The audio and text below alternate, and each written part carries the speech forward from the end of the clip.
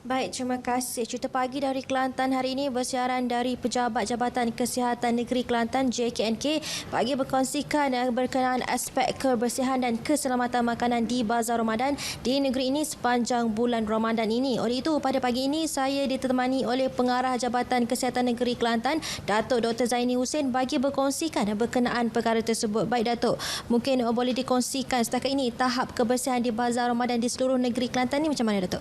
Ya, kita di Kelantan melalui bahagian keselamatan dua kali makanan telah memeriksa 1,483 gerai di bazar-bazar Ramadan di seluruh Kelantan.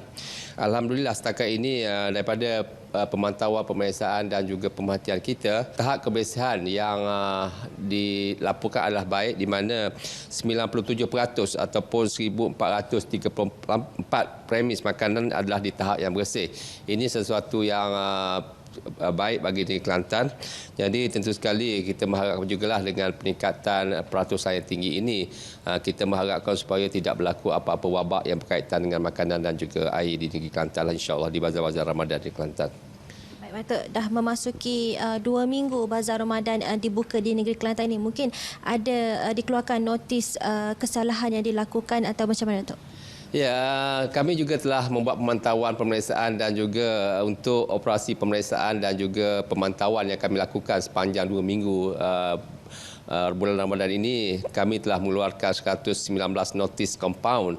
Ini di bawah Seksyen 32B Akta Makanan 1983, di mana kesalahan-kesalahan di bawah peraturan kebersihan makanan 2009. Jadi nilai compound yang kita keluarkan adalah 12,700. Jadi tentu sekali ini adalah sesuatu yang juga perlu diambil perhatian. Jadi kerana kesalahan-kesalahan ini adalah kemungkinan berisiko juga untuk merebakkan penyakit-penyakit di bawaan air dan juga makanan di negeri Kelantan. Antara kesalahan-kesalahan yang dikenal pasti itu Datuk? Ya, kesalahan-kesalahan yang dikenal pasti adalah dari segi pemakaian yang tidak sempurna oleh gerai-gerai, tidak memakai apron, tidak memakai penutup kepala, dan juga gerai-gerai yang dapati tidak bersih untuk beroperasi di bazar-bazar Ramadan. Ya, Datuk, mungkin Datuk ada nasihat bukan sahaja kepada peniaga di Bazar Ramadan, malah juga pada pengunjung untuk memastikan aspek keselamatan makanan ini dititik beratkan. Ya, kami melalui bahagian keselamatan dan makanan makanan sentiasa konsisten dalam mempromosikan kebersihan makanan.